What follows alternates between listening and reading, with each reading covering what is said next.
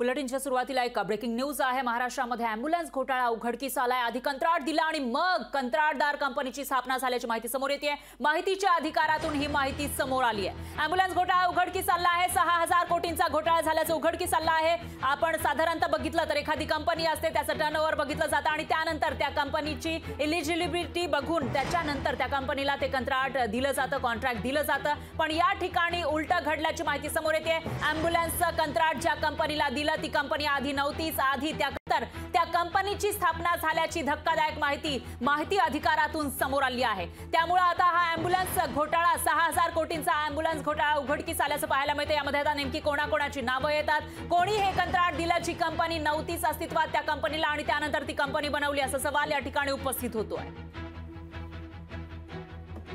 थोड्या वेळापूर्वी रवींद्र धंगेकर यांनी काय प्रतिक्रिया दिली होती फोन लाईन वरून, तेही ऐकूयात।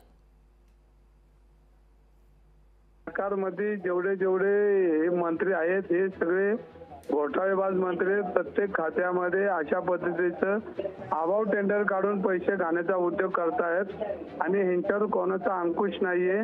ॲम्ब्युलन्स घोटाळ्यामध्ये ही वस्तुस्थिती रोहितदादा पवार बोलले ही खरी आहे आणि याच्यामध्ये सरकार तपास करणारा कोणाला तपास मागायचा आणि कोणाकडे दाद मागायची अशी परिस्थिती आहे। ज्या कंपन्या, ज्या मुख्यमंत्री अशा पद्धतीने अनेक टेंडर मध्ये लक्ष घालतायत आणि अभाव टेंडर देऊन ही जनतेची फसवणूक करतात, लूट करतायत, तर याची संपूर्ण चौकशी कोणाकडे करायची हा महत्वाचा मुद्दा आहे।